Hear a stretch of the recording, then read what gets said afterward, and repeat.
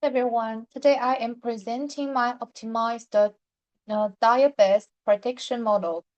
I begin by importing all necessary libraries.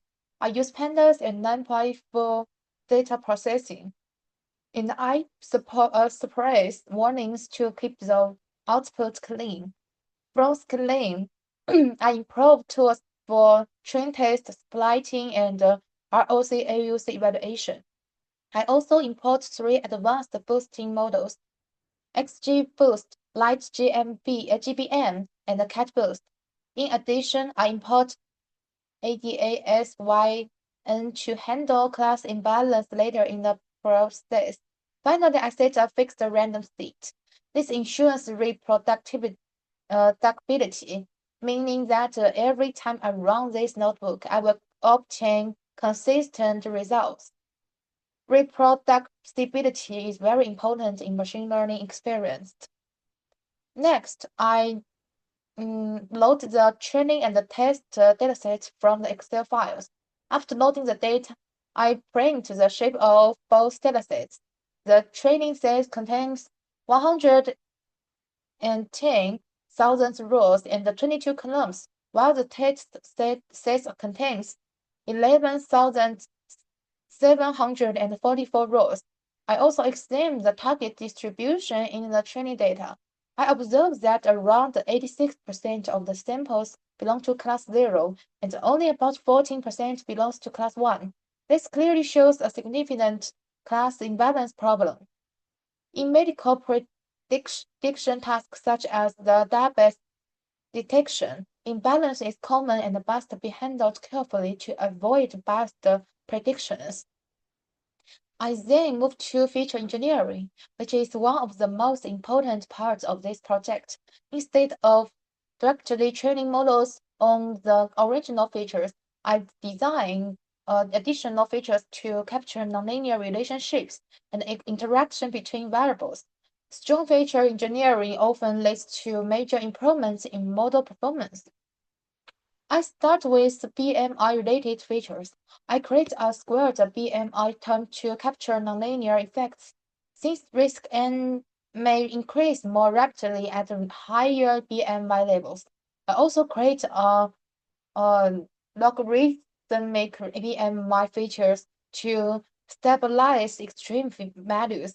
In addition, I define a BMI risk indicator where BMI greater than or equal to 30 is treated as a high-risk flag. This transformation helps the model better understand the relationship between BMI and the diabetes risk. Next, I engineer age-related features. I add an age-squared term to capture nonlinear age effect. Because diabetes risk may not increase linearly with age, I also create an indicator variable to represent older individuals.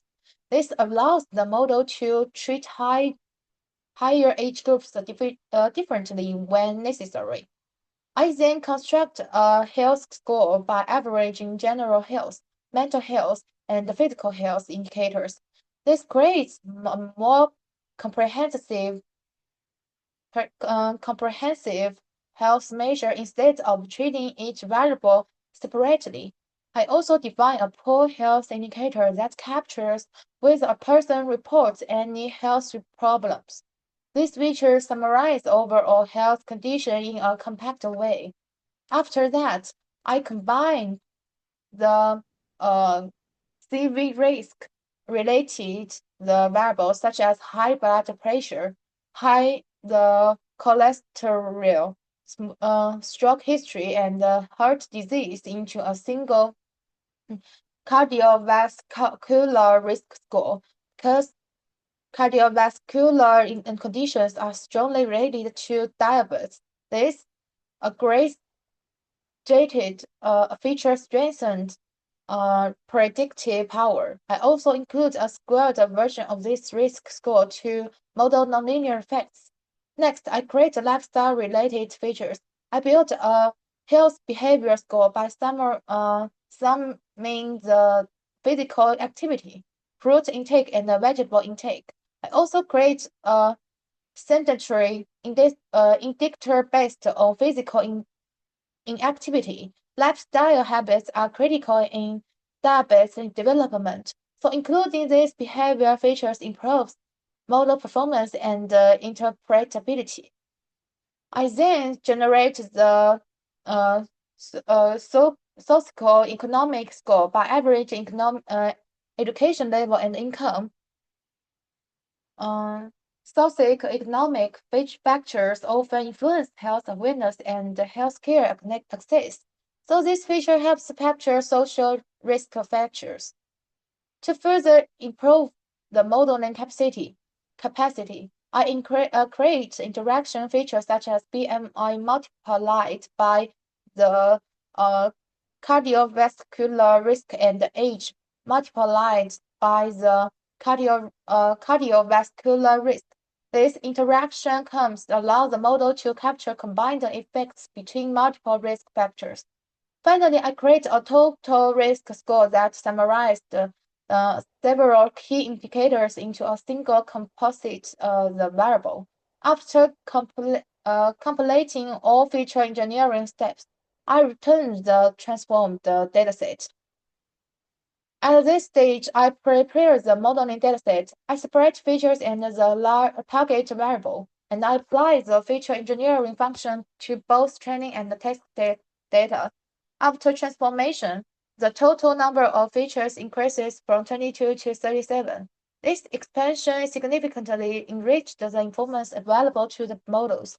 Since I identified class imbalance earlier, I applied GAGSYN to imbalance the dataset.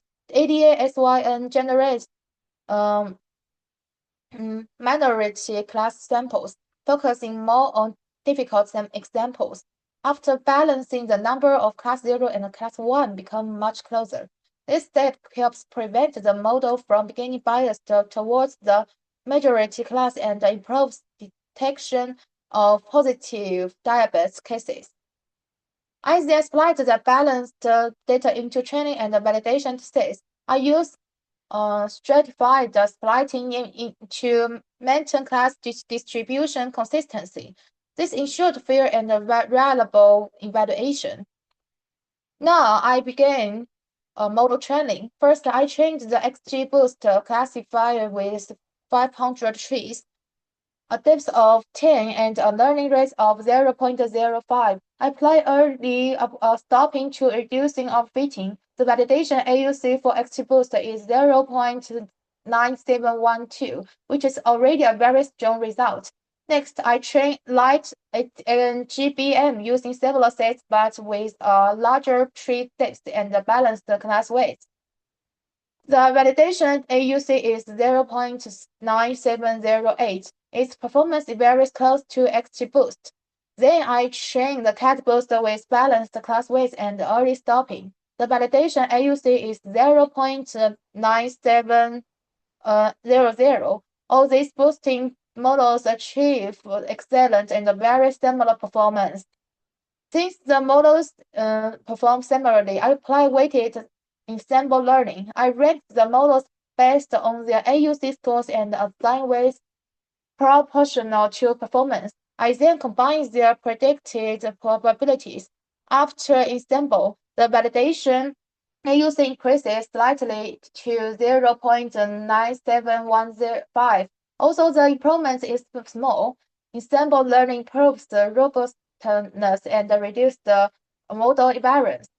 After confirming the best modeling strategy, I retain all models on a full balanced dataset. This allows the models to learn from all available data before extract final predictions. So, conclusion, I improve model performance through the systematic feature engineering. Thank you.